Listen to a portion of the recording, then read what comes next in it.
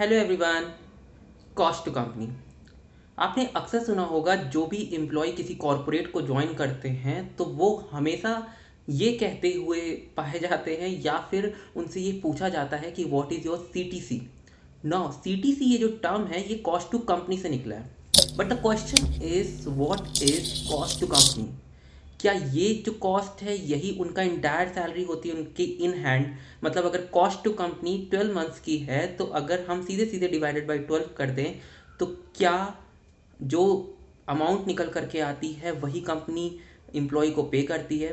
What is this, check on this video. Cost to company, in a general meaning, cost to company is the amount that a company spends on their employee per year as per their salary package. Cost to company, कोई भी company जितना अपने एक employ पे 12 महीने पे खर्च करती है उसे कॉस्ट टू कंपनी बोला जाता है।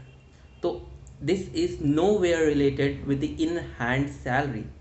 बेसिकली रिलेटेड है, लेकिन कॉस्ट टू कंपनी को आप डायरेक्ट इन हैंड सैलरी नहीं बोल सकते। Cost to company includes basic minimum salary, house and travel allowance, insurance, etcetera etcetera.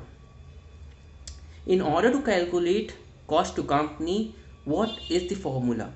So cost to company is equal to gross salary plus direct benefit plus indirect benefits.